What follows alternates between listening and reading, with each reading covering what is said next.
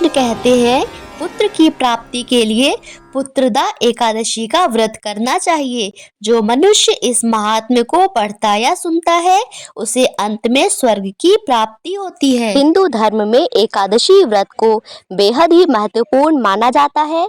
मान्यताओं के अनुसार एकादशी व्रत करने से व्यक्ति के सारे पाप नष्ट हो जाते हैं। भी एकादशियों के नाम अलग होते हैं, उनका महत्व अलग होता है, प्रत्येक का एक विशेष लक्ष्य होता है। इसी प्रकार पवित्र पौष मास की पुत्रदा एकादशी का भी अपना एक विशेष महत्व है।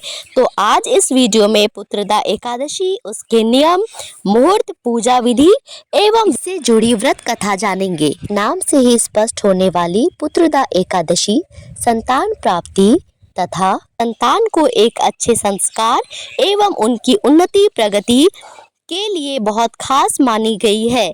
संतान की अच्छी शिक्षा, उत्तम स्वास्थ्य, उनकी तरक्की के मार्ग खोलने के लिए ये व्रत सबसे अच्छा व्रत माना गया है।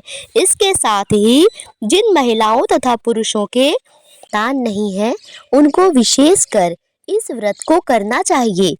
अगर वो व्रत ना भी रख पाए तो भी नियम तो जरूर से जरूर करने चाहिए, जिससे उन्हें एक योग्य तेजस्वी संतान की प्राप्ति हो। मान्यता है कि इस व्रत को करने से वंश वृद्धि होती है तथा हमारे संतानों को भी अच्छे संतान की प्राप्ति होती है। अब जानते हैं पौष पुत्रदा एकादशी तारीख एवं मुहूर्त। इस साल की दूसरी एकादशी 20 जनवरी 2024 को रात में 7:26 से शुरू हो जाएगी तथा दूसरे दिन 21 जनवरी को रात 7:26 पर खत्म होगी।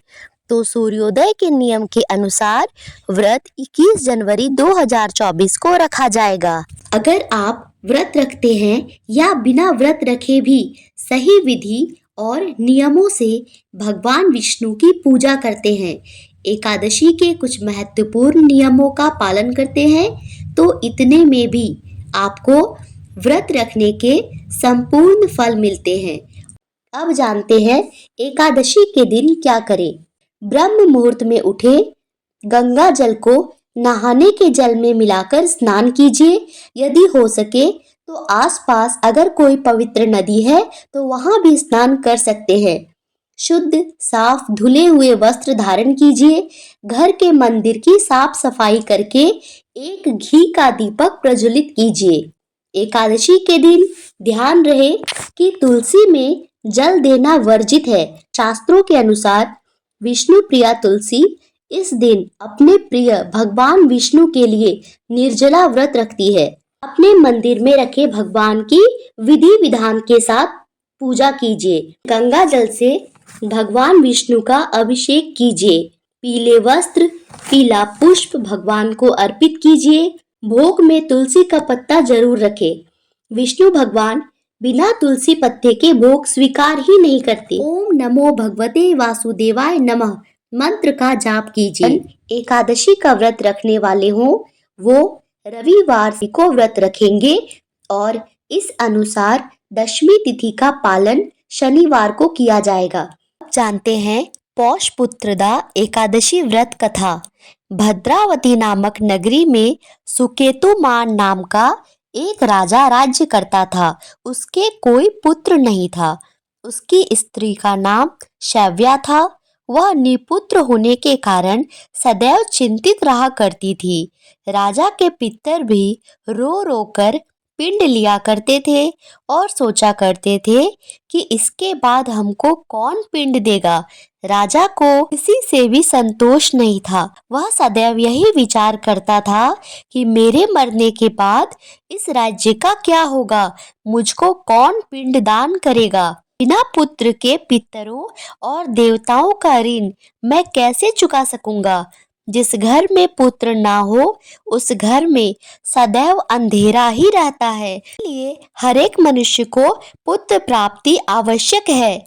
जिस मनुष्य ने पुत्र का मुख देखा है वह धन्य है। उसको इस लोक में यश और परलोक में शांति मिलती है।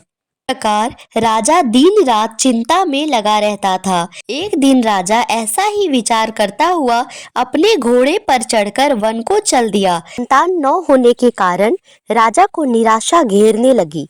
तब राजा ने ऋषि मुनियों की शरण ली। मुनियों को दंडवत प्रणाम किया। राजा को देखकर मुनियों ने बोला, हे राजन, हम तुमसे अत्यंत प्रसन्न हैं। तुम्हारी क्या इच्छा है सो कहो। यह सुनकर राजा कहने लगा, हे ऋषिगण, मेरे भी कोई संतान नहीं है। यदि आप मुझ पर प्रसन्न हैं तो एक पुत्र का वरदान दीजिए।